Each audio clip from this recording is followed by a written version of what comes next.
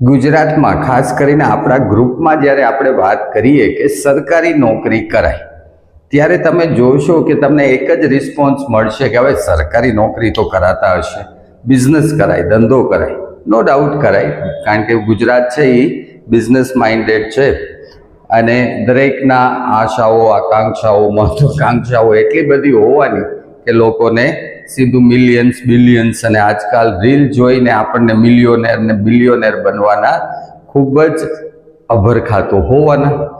સરકારી નોકરી શા માટે કરાય એના માટે આજે મારે તમને એક નાનકડો ડેમો દેવો છે. ઓલું કહે ને કે ડેમો આપીએ ને તો જ માણસો માને છે. હકીકત જીવન છે ને એ પહેલી વાત કે વાસ્તવિકતા ઉપર ચાલે છે, કલ્પનાઓ ઉપર ચાલતું નથી. ચાહે તમે કેટલી બી રીલો જોવો, ચાહે તમે કેટલી બી કલ્પનાઓ કરો, પણ વાસ્તવિકતા છે એ વાસ્તવિકતા જ રહેવાની છે.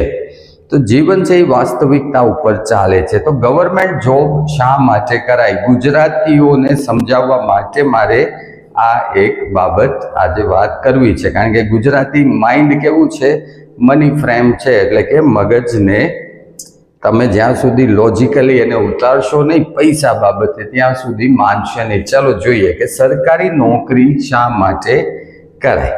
હવે માની લો કે સરકારી નોકરી તમને મળી ગઈ, સરકારી નોકરી તમને મળી ગઈ ને તમે બન્યા એક પટ્ટાવાળા, ક્લાસ 3, ક્લાસ 4 અબાઉટ. આપણે ત્યાંથી જ વાત કરીએ, આપણે બહુ મોટી નોકરી જોતી નથી. તો તમને અબાઉટ 20,000થી લઈ અને 30,000 સુધી તમારો પગાર શરૂ થશે. પહેલો પગાર અબાઉટ 20,000થી 30,000 સુધી હશે. અત્યારે પ્રોબેશન પીરિયડ જનરલી 29,000નો પગાર હોય છે, એટલે કે પહેલા મહિને તમને 29,000 રૂપિયા મળશે અને આવું ને આવું છે એ તમને 5 વર્ષ સુધી મળશે.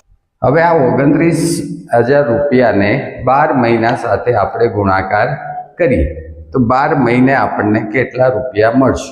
તો 30,000 હોય તો 12 તેરીને 36, 3,60,000 મળે. તો અબાઉટ 29,000 હોય તો 3,48,000 મળશે. અપ્રોક્સ આપણે ગણતરી કરીએ છીએ, પરફેક્ટ કરતા નથી. વળી એમ નહીં કહેતા સર છે એ ગુણાકાર ખોટો લખે છે.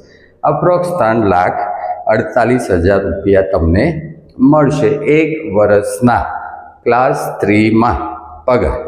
હવે આવો નવો પગાર તમને 5 વર્ષ સુધી મળશે. ઓકે, કેટલા વર્ષ સુધી મળશે? 5 વર્ષ સુધી મળશે. તો આ બી અબાઉટ 17,60,000 અબાઉટ